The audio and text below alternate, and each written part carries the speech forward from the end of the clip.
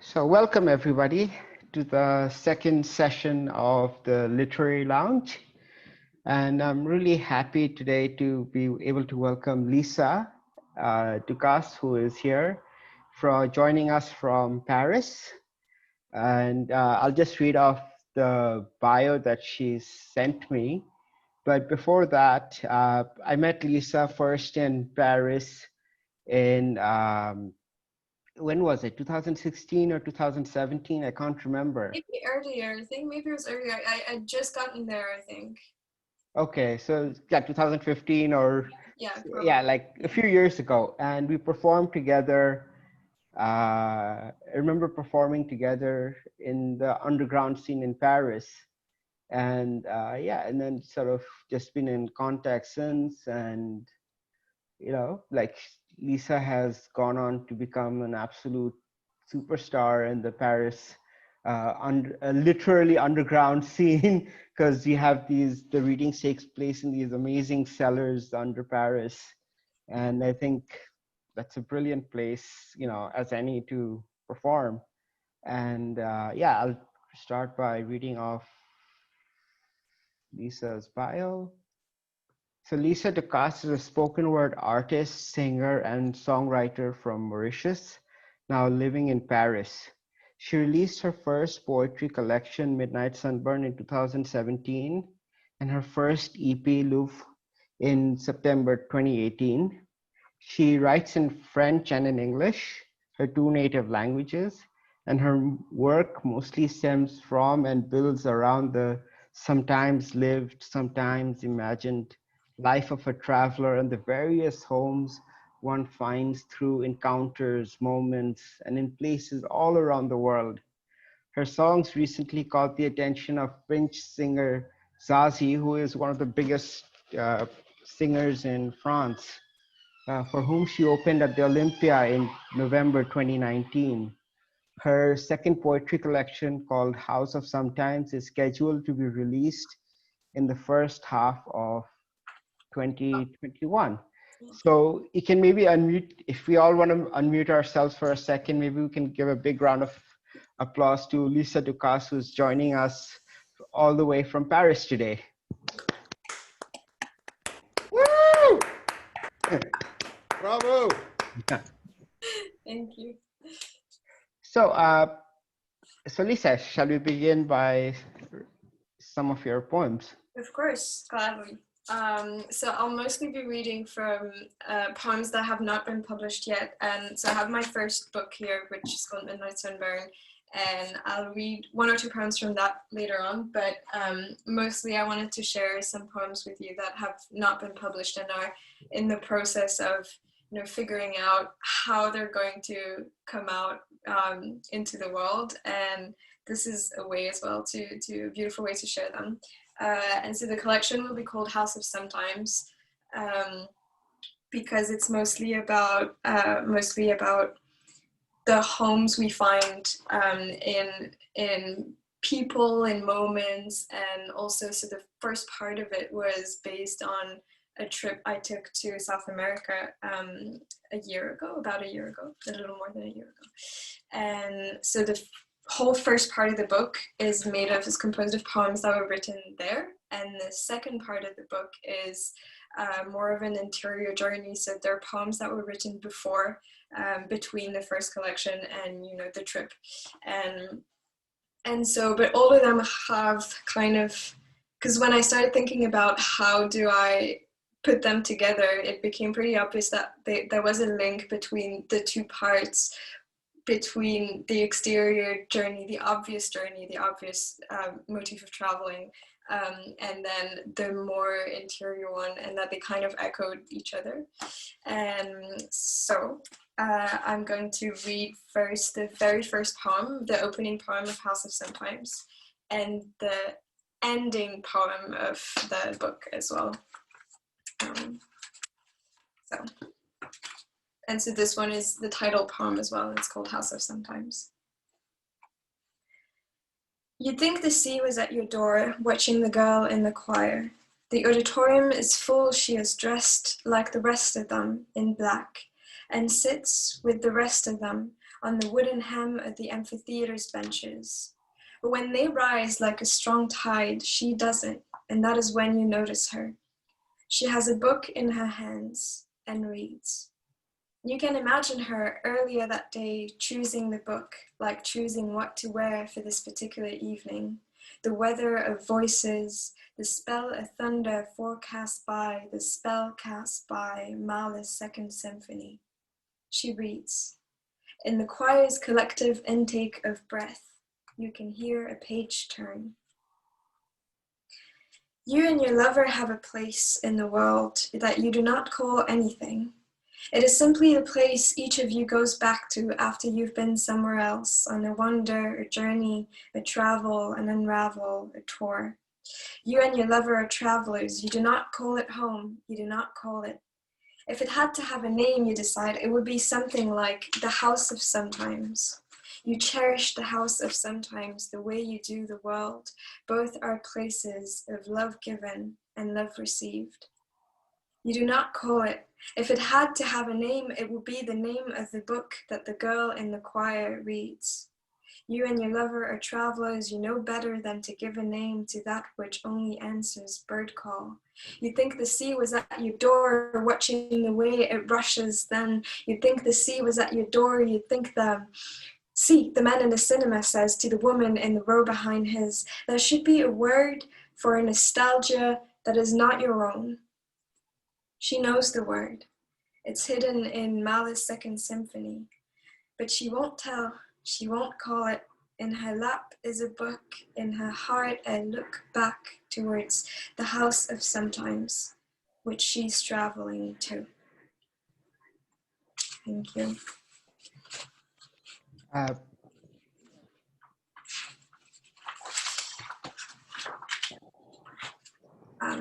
So this was the opening poem, and now this is the end poem, and it's a poem called The Rooms, and it's a poem that has some of the poems that I'm going to read, so none of them have been published, but some of them, you know, I've shared. This is the first time I read this one, so.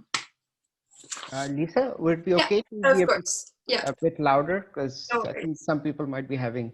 Okay. Is it better now if I speak this way? Yeah. Okay, good.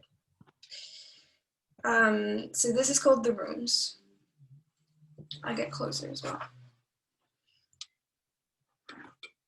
This is the room where I waited for my parents to come home, where I wrecked the upholstery little footmark by little footmark, by making my way from sofa arm to sofa arm, the quickest, brightest walking path, for thinking thoughts when no one was watching, for making stories, for making it somewhere big.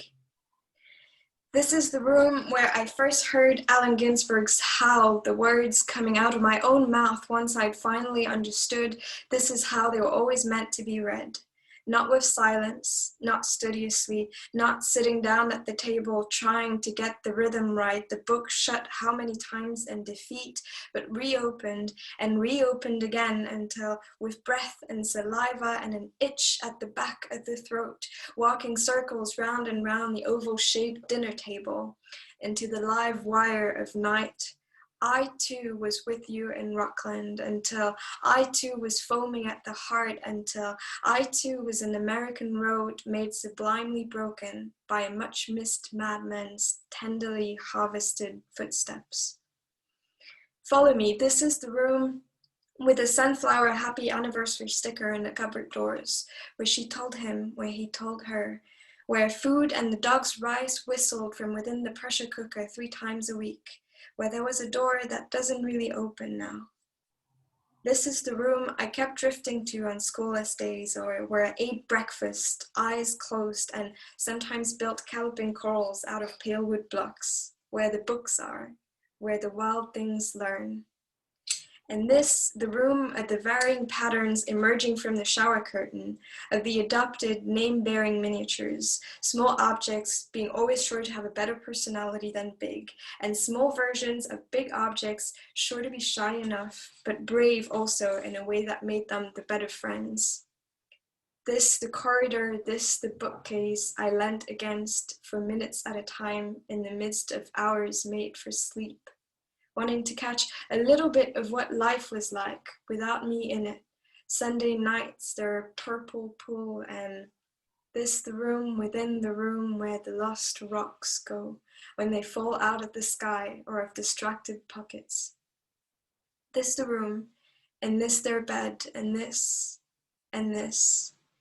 And here my knockless door, and on the other side, the great outdoors of 100 warbling dreams. Now is the night. Those were the rooms, and this is the night. We climbed on top of the wood beams at the veranda. We ran out onto the street at 4:30 a.m., the two of you by my side, a gift. I was wild with wanting else, and walked down the rain-slick street of my childhood, where I'd always walked to leave and to come home. But there was electricity stronger than sadness, and in the spark was a caress stronger than the sting, and we walked fast and walked faster, and eventually rose, all thorns clipped and flew, the way you're sure you've flown, after a dream in which your body is just as heavy as it is now, but with focus and aim, there it is, flight, no less ordinary than walking. This is the night where, coming back from a distance, the house glowed like a block of orange light, where the two who had stayed behind were engaged in a conversation about universe nooks and possible dailies, where there were transitory bird chirps filtering from the still dark leaves over the swing set, where we walked to the back of the garden, past all the fruit trees, the tree my legs and arms and foot soles knew, the trees they didn't. Past the spot where I'd had to jump from the roof once, it having just dawned on me that the way I had proudly found and proudly tested on a slow day couldn't be used to come down, and landed with my knees under my chin and adrenaline in my gums and knocked out a small piece of tooth. Past all the chase tracks and plate tracks and paw tracks. The last room. Walls made of leaves and vines, and all things grown from bones enchanted, assembled, nest-like, by magpie memories. The last room with its walls made of a child's ability for contemplation, a child holding herself by the hand. The last room, and then a moment, and then dawn. Dawn and the last room at your back, and the way light had suddenly overflowed the garden, for you to see the colors, for you to say goodbye. Thank you. Could we hear a few more? I mean, I'd love to. I'd like a lot of time, so just keep on going. Great. So I'm going to read a few of the poems I wrote while traveling, and so basically I went to Brazil, Chile, south of Chile, so Patagonia and Bolivia. And I think I plan to read like one poem from each of these places. So the first one is from Brazil, and it was written in Salvador in the north of Brazil, where I spent, I think, 3 weeks, which was a lot of time for it because I was moving pretty fast, but I felt really well in Salvador, and I stayed there for a while. Was it a full year that you spent in South America, or how long altogether? 8 months total. Okay. Yeah. So this one is called, the poems that follow are going to be shorter than the one I just read overall. So this one is called Even When Fog Stills Over Salvador. You wake in the throes of an azure dusk that you drape over your body like a sheet to enjoy one more minute of vague wanderings before rising. For bird calls have made your mind a night hiker. You try to remember the dream. There was something in the water and a good name on your lips. You know you armed the forest river against the tauntings of the sea. You know the earth was inconceivably a bowl, and somewhere a black hummingbird on a bay balcony turned with it. The wonder, and it is a real wonder, is that you were there too, and your heart shook at precisely the same speed as that of its charcoal wings. The moment you reached for capture, it was gone, and you couldn't help but be glad to let it. And this one is from Bolivia, and it's called La Principita. I met a girl in these hills, and she gave me a quarter of her apple to eat, and she asked me questions, and she looked at all the pictures on my camera, the oldest ones on the roll from an art gallery in Brazil, and told me which of the paintings she could have made and which she couldn't, and asked me which ones were real life and which ones weren't, and asked me when my birthday was, and told me at the dances the little ones dance at her school every year just one day after that, and talked me through the steps she had taken in knitting her dark blue, light blue satchel, and counted the stitches on the strap. There were 170, but as she explained, she habitually tied the last 30 in a knot and only wore what was left, so the satchel is really her size.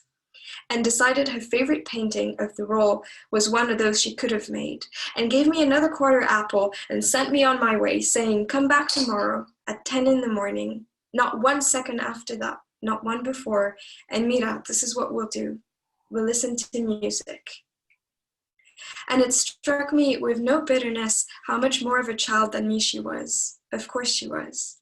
And this had the similar taste, limpid and sweet, that stays the eyes, as the one that springs to heart when you come to a place wanting to write a certain thing, and the place puts 2 fingers on your wrist and says no, 2 fingers on your cheek, and turns your face gently and says, "Look, this."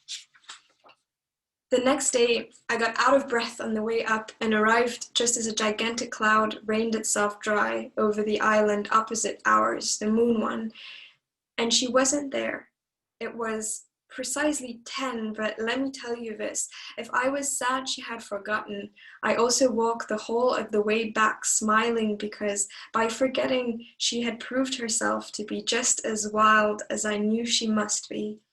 And it is good, it is tremendously good for the heart to know there is such wildness left in the world, to know you will not always write what you want, to know you will live in a life many unexpected things.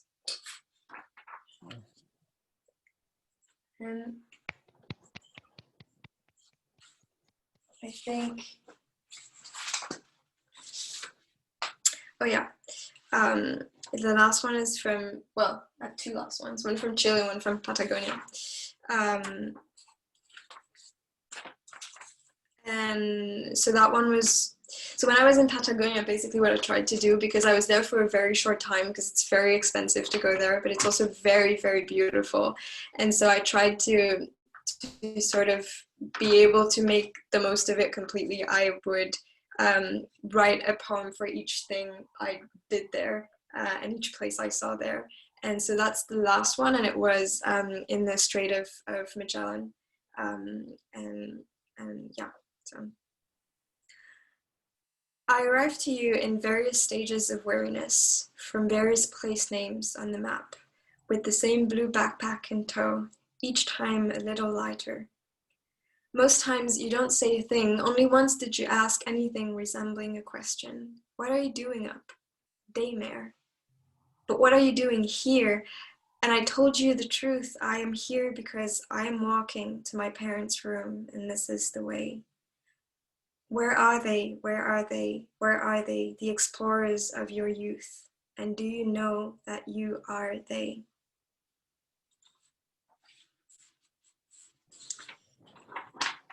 And so this is one from Chile that I need to find.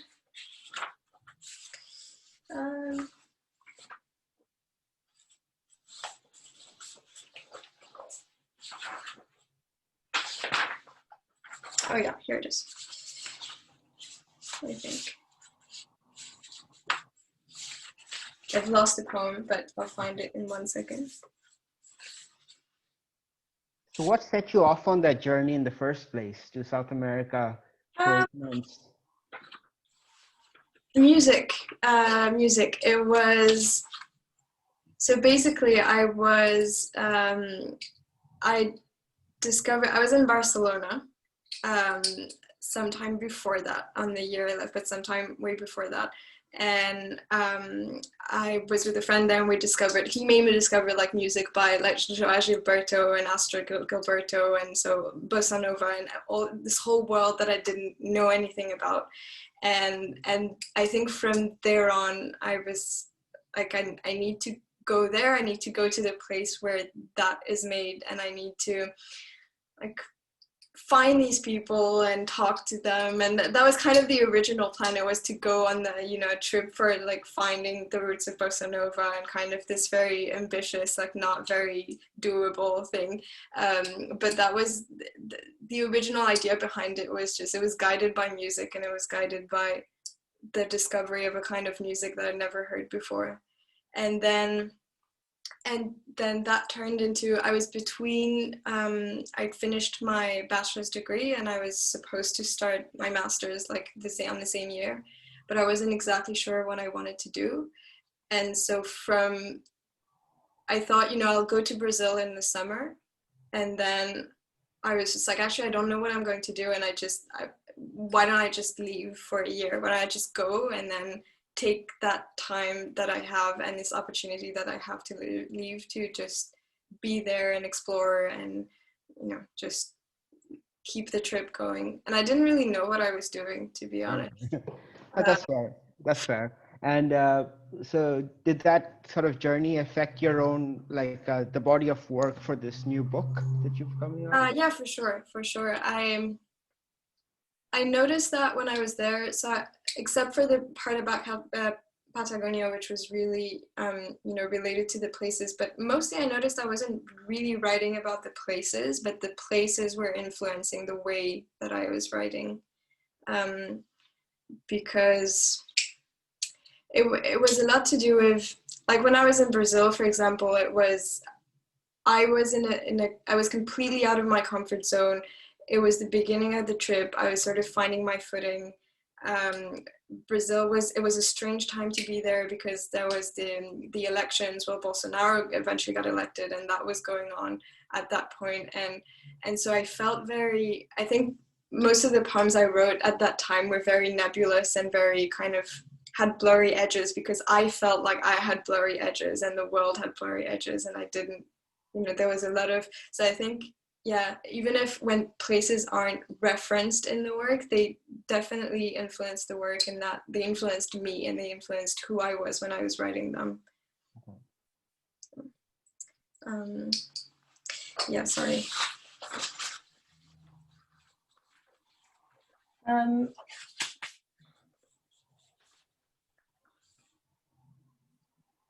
Still haven't exactly found what I was looking for, but I'll read another one.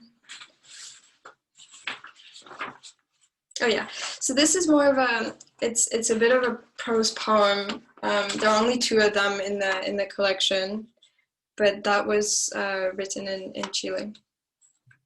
And it's called The Accordion on the Floor. It's more of a little like prose piece. But, one of the skills traveling has taught me is to be way more social than my usual home ground itself would normally be. This has made starting conversations with strangers become increasingly easy and pleasant to do, which in turn has led to sometimes funny, sometimes anecdotal, and sometimes downright beautiful moments. The latest example of this that I can recount took place just yesterday. Sometime after I'd arrived at the house I'm to stay at for a week in Chiloé, I spotted an accordion on the kitchen floor, and instead of just privately wondering about it, I asked the people assembled in the room whose it was. Cut to a few hours later, and I'm being driven across the island to a yearly meeting of accordionists taking place in the form of a free-for-all outdoors concert on top of the heath in the middle of a lush nowhere, opposite one of Chiloé's sparsely inhabited sub-islets. There was good food, traditional music, and people stomping off the cold in a dance, and much wonder at being there on my part. And the best moment of this for me was, indisputably, the 1-hour ride back at night. I'd never in my life seen so many stars before. The sky was so pure and so light and polluted that you could actually follow the curve of the Milky Way all the way to the horizon line. It was magical.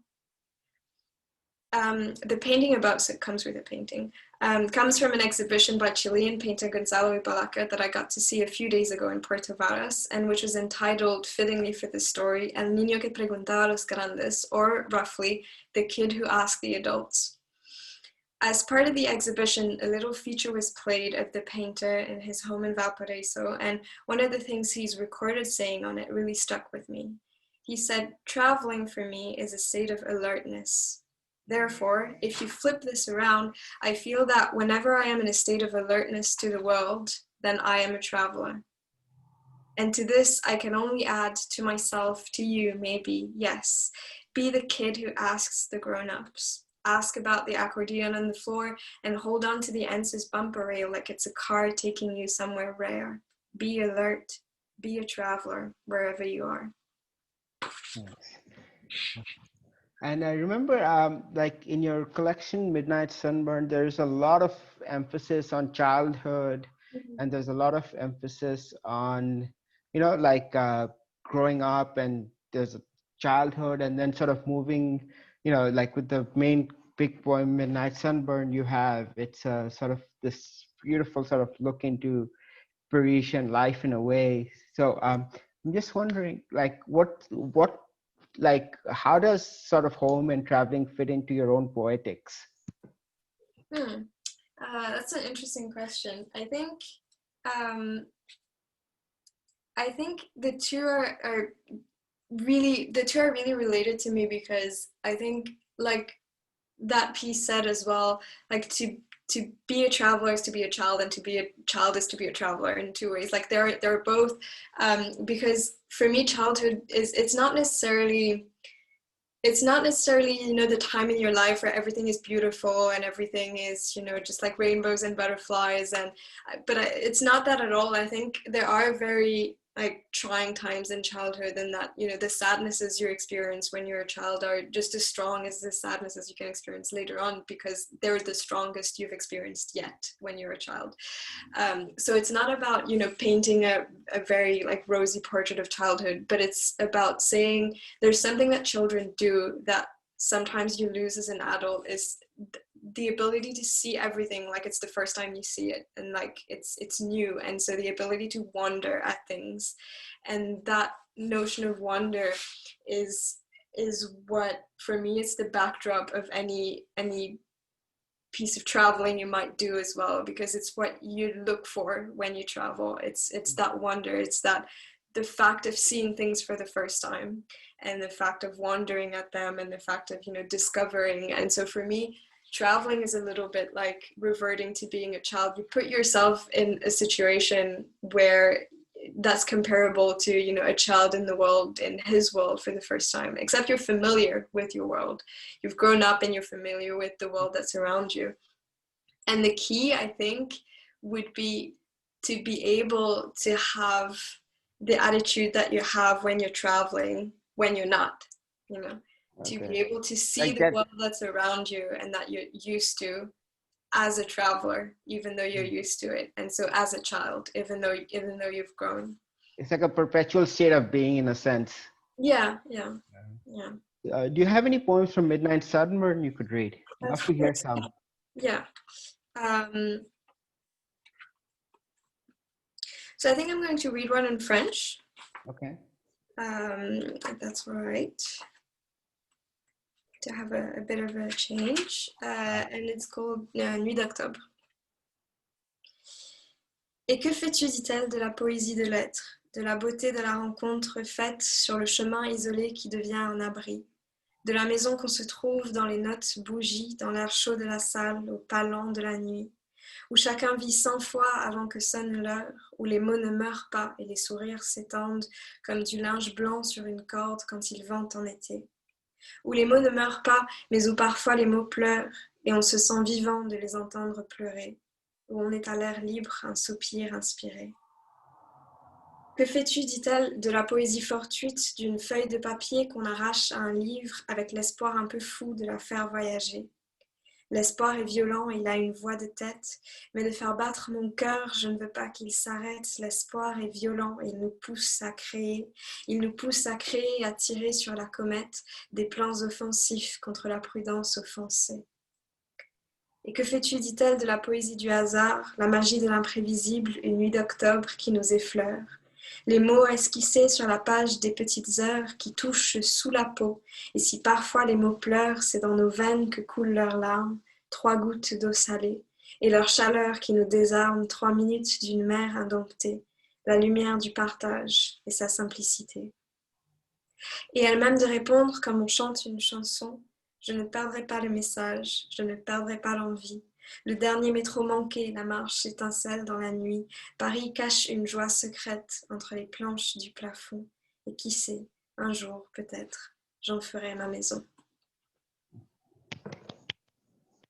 That's, like you're a bilingual poet, and so I was wondering if you had an inclination towards like English or in French when you're writing. Which one is sort of do you lean to more towards? So I think English, I think I talked a little bit about, Allen Ginsberg in the poem In the Rooms. And I think for me, that was definitely, I write mostly in English for all the spoken word pieces and all the poems because I think I really discovered like Anglophone poetry through the beat poets. And that was a great way to, to kind of be introduced to Anglophone poetry because so I went to a French school in Mauritius and I'm my native language is French and I was in a French school and so I was studying French poetry and I think my first independent approach to Anglophone poetry was through Allen Ginsberg and Kerouac and just and it was it was crazy. It was just like all of a sudden this whole world opened up that I didn't know you could write this way. I didn't know you could have that kind of rhythm. I didn't know. So I think I feel a lot freer writing in English because of that, because those are the roots of it for me. But then when I write songs, I prefer writing songs in French. Like it comes more naturally to me to write them in French. And again, I think it's a question of roots and because I listened to a lot of French music growing up and a lot of because my parents really liked the French chansons en texte and auteurs en texte, so it's like songs that have really meaningful lyrics and that tell a story. And so Barbara, Brel, and I grew up listening to those artists and so it's kind of a frame of reference for me that I have when I write songs that I'll write more, it comes more naturally for me to write songs in French but poems in English.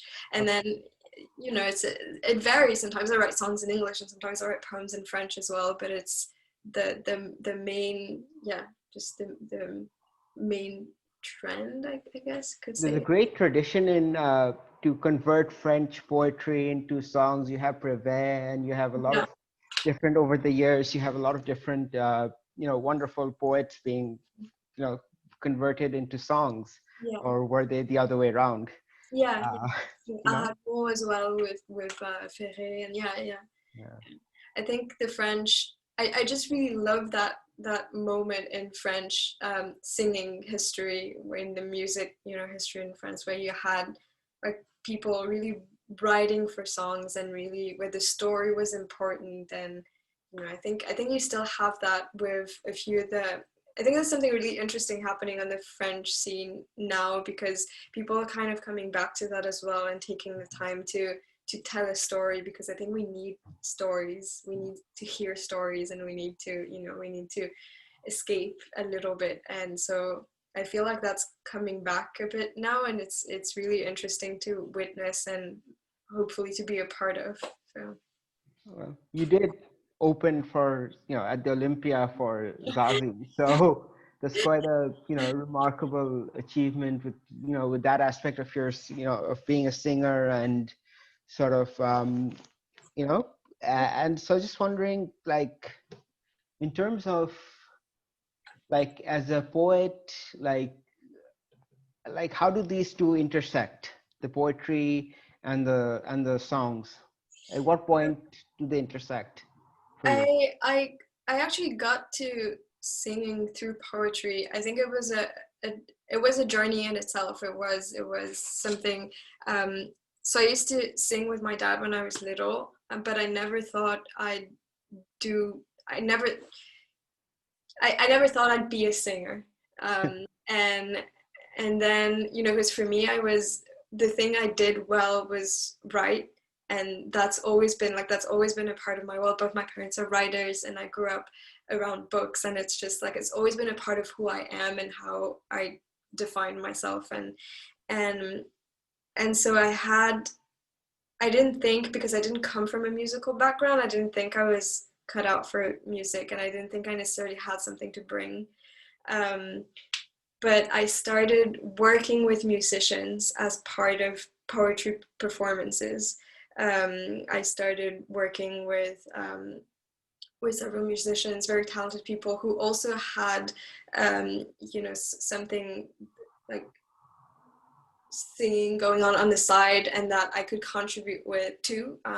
So I started. It was very gradual. It was very like baby steps. I didn't feel legitimate for a long time doing that, and then it just at some point I was just like, this makes me really happy. It makes me really happy to do this. I feel passionate about this, and I know that, you know, in terms of writing the lyrics, I know that it's very, very close to poetry. It's not the same thing, but it is close, and it has the same roots. And so now I'm happy doing both, because I feel like they complement each other well. And at the same time, they're two very different sides of myself as well, but they kind of call on the same things. When you have to go on a stage, for example, coming from the spoken word scene has helped me a lot with being at ease, being on a stage, and to sing. Okay. But yeah. Okay. Well, just one or two more poems, if that's okay. Yeah, of course, of course. So I'll read from the second part of the collection. So the one that, so they're all poems that came from before I traveled, and that came from between the release of Midnight Sunburn and when I left for South America. So I think that was about 2 or 3 years between those two things. And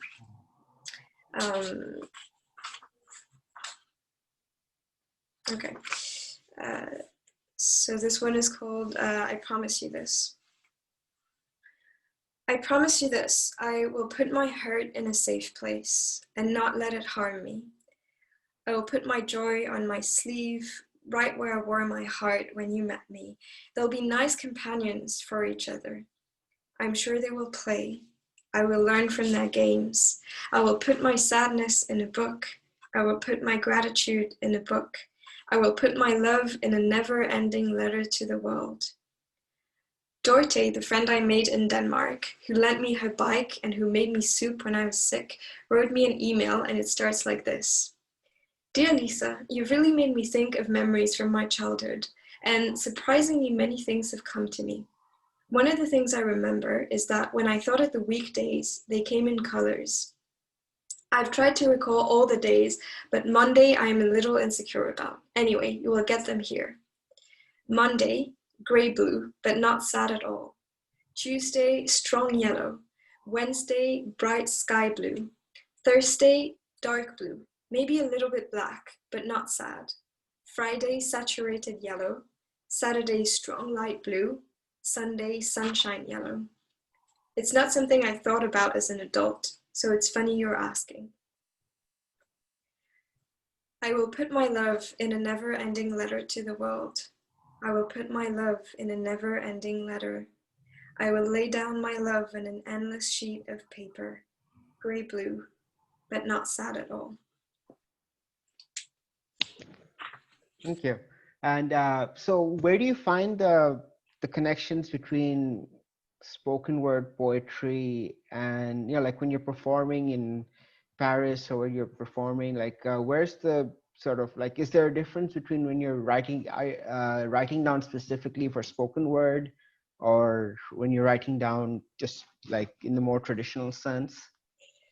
I think performing and like the spoken word scene changed the way I was writing kind of in an irreversible way, but in a good way as well, because after I started going to the poetry meetings in Paris, I started being more aware of how a poem reads out loud and how a poem performs, and so I started writing having that in mind and hearing it, really hearing the poem while I was writing.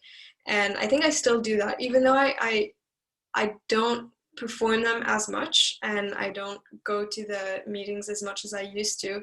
I think I've incorporated that in my writing, like really the oral aspect of it and the performative aspect of it as well. So it has to have rhythm, it has to have, you know, the sounds, that it's something that I feel like that scene and everything going on there was a great school for me. I really feel like I learned so much about just like what goes on behind the writing and how a poem breathes and how a poem is allowed to, you know, take room and take space, and you know. Okay. Do you have any poems that you remember, like, you know, like it's quite difficult to remember long poems when you're, you know, when you have to sort of memorize them and then sort of bring that out. Do you have any poems that you like remember fully? And Right now I'm not sure. I love memorizing them, but I tend to forget like right after I memorize them yeah, for one occasion that, and then I forget. But I remember, so when I read Midnight Sunburn, I think you were there, and that was like 12 minutes long, I yeah, think. that was yeah. Yeah, yeah. Wow. No, I love doing it. I love the exercise, but it's I think, let me think. Oh yeah, no, I do remember one because I've yeah. Um, okay, yeah, no, I do remember one. Okay. I'm not sure about this, so maybe Yeah. I'll like have Yeah. a blank at some point.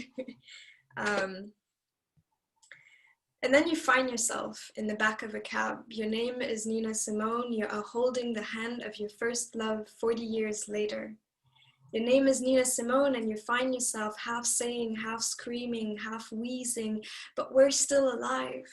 Yes, that is three halves.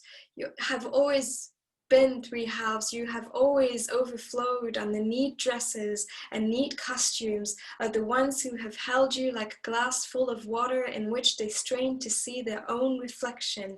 Instead of attempting to see you, you have always overflowed. You are not now about to stop. But we're still alive, and he nods and doesn't understand, and you can only watch as he turns away. And then you find yourself with your passion in your joints and your pain folded in the skin of your knuckles. Nobody has held your fingers for years now. This is your pain, outlasted. This is your passion. Make it outlast you. And then you find yourself wondering what this is all about. You're sitting on your desk facing the window. The window is 4 times your width. You are dancing now. Your feet brush the floor. You stomp. You're working yourself into a state, a country of the imagination in which you are a whole tribe, 1,000 feet slowly steadying themselves by grabbing onto the hem of the earth's dress. You are rotating with the rest. Can you feel it? In a different life, you're 19, you're hiking the forests. In your backpack, there is a bottle of water, 1 notebook, 1 pen, 2 books, in that disorder. And there is also the 15-year-old you. From time to time, you look over your shoulder and you can see the outline of her, sticking her head out at the bag. Once or twice, your gaze crosses hers. You nod to the forest around you. You say, "We're doing it." She says, "Thank you for living my dream." You say, "Thank you for dreaming my life." You thank you. And then you find yourself and everyone around you, and they are all complexly themselves, and you are all completely you, still alive. Can you feel it? This is your passion. If you have done things right and true, it will outlast you. Wow. Yeah. Because I remember what a performance, you know, that sort of those performances from those days were, yeah, it just fantastic. And, you know, it sort of kept, you know, like a lot of it was sort of like lingering, and then hearing that live right now is it brought back a lot of good memories from the Paris scene, and Yeah. Yeah, for me too. Yeah. Mm. So I'll just so right now I am going to leave the floor open for questions, but before that, I just want to say I want to say thanks to the University of Glasgow Creative Writing Department for this. This series is in collaboration with the Luxembourg Review, which you know as well, and especially to Dr. Colin Hurd, who was sort of the catalyst for this of the series. And there's another event coming on later this evening at around 7 o'clock UK time. That's Zoe Strachan in talk with Andrew O'Fagan, and I'll leave the links below. And then our next guest is Pierre Joris, who is there on September the 10th. So yeah, so just if anybody has any questions, we'd love to, if you unmute yourself and yeah, just ask away. Lisa, I really enjoyed your work. Thank you. Just wondering about a couple of things. Of course, you're writing on the page and then there's a performance aspect of it. I suspect, I haven't seen it on the page, of course, yet, so I don't know. But I suspect the performance poems are more wordy because you need to perhaps carry the narrative forward in a way that when you write on the page, you can be a lot tighter. Yeah. You find there's a sense of conflict when you write for the page and when you write for the stage? Not really. I completely agree with what you said with, for example, one of the first poems I read at the beginning, The Rooms, is really long because it's meant as a performance piece and as something that, kind of is like a live, tour of something, of a house. But I think I don't always know, I think, when I write if a poem will be on the stage or not. I used to only write for the stage practically because I would, when I went to all the Paris poetry meetings, like very regularly, like every week, I would write something because for it to be read there and for it to be performed there. And then now that I go there less, and also, when I was traveling, I was writing more for the page and more for myself. And there was less of they're shorter poems. They're, as you said, a lot tighter. But I don't think there's a conflict necessarily because I don't always plan. Mostly I write from a feeling or from something that sparked my imagination. And so I don't always know where a poem is going to go when I begin it. And so sometimes it turns out to be a very short poem and very compact. And sometimes it turns out that there's a story that I want to tell and there's, something more that I want to convey and I can hear it being read. But I rarely set out deciding, this is going to be for a performance or this is going to be just for a book or for the page. And so it is two different ways of writing, but I don't feel there's a conflict necessarily. But of course, as a reader, especially if you're not present in a given venue, you'll only read the poem, right? I mean, we don't have access to it, but right. to read the poem on the page. Yeah.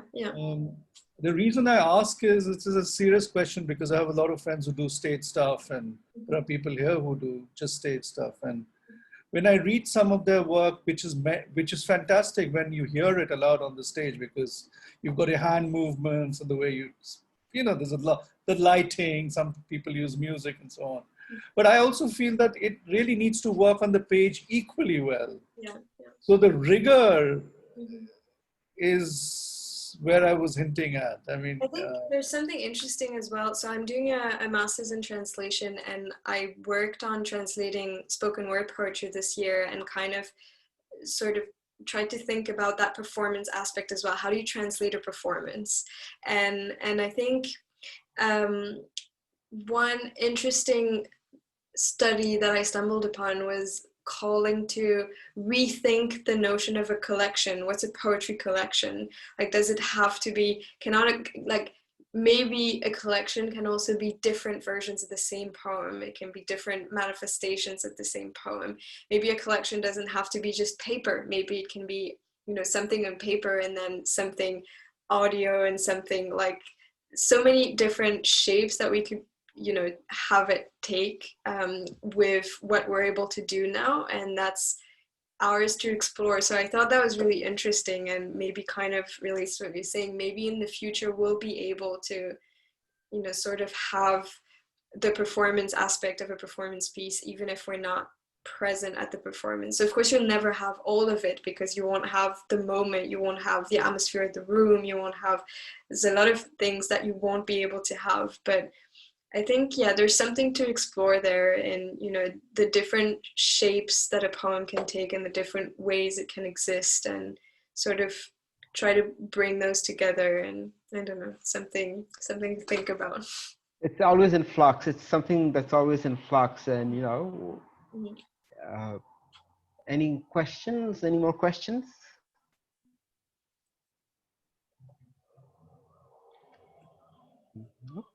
Okay. So would you like to sing us out with another poem? Sure. Let me find one.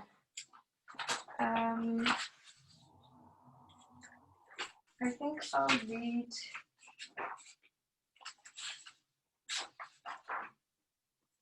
Yes. Sorry, I have one half of it now, not the other half.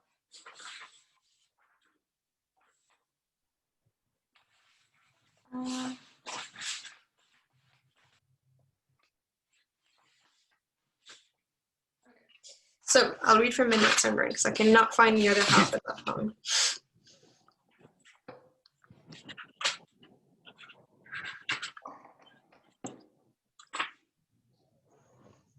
I think that'll finish it off nicely, because it's kind of everything, every theme we touched on. And it's also, I was talking about Barcelona earlier. This is also something that I wrote in Barcelona.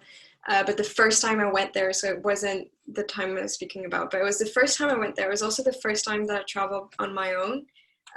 So I came to Paris when I was 18, and I came here to study. And then the first trip that I took, like really on my own with the backpack and everything, was to Spain. And so it was kind of a milestone moment for me, because it was the first of a long line of travels, and I was lucky to meet some very interesting people there completely by chance. Basically, I got locked into a park at night, and then this is a bit of a long story, but when I finally got out, I just bumped into these people who were playing three of them who were playing like guitar on the street. It was the middle of the night, and it was kind of, just like a spark. It was a spark. It was something that, oh, this is what traveling can be. This is what it can be about. Sorry about this. Sorry. And so it's called Maps.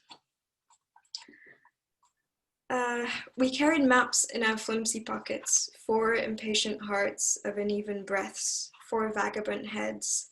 We carried maps marking mazes of hazy alleyways that often got their names rubbed off by the excessive folding and unfolding of ourselves. And so we carried on the maps those papery lines from which the ink had run away, to name some other place perhaps. And it was on one such uncharted spot that the notes appeared when no one was looking, when the rest of the world lay penned down, sleeping. Here, guitar tabs dotting the music sheet of night. In reverse, for instead of ink and paper, it was brown stars and their glowing trails in coal canvas, creating melody, and each song an atlas of tender rivers, 2 voices intertwined, in a shared bench, on a shared square, on a shared ground. Shared love and shared refrain, the shared lyrics we found at hour 1, hour 2 of the morning, our morning. We carried maps on which the crossroads of our lives didn't appear, except under a certain light that only we could see, that only we could tell. For sometimes it's the detours in their simplicity. It's the detours that make the journey. Wonderful. Thank you. Thank you so much for having me. Yeah, and thank you everyone for being here to this session of the Literary Lounge, and hope to see many of you again for our next session with the Luxembourgish poet Pierre Joris. Thank you. Bye. Thank you.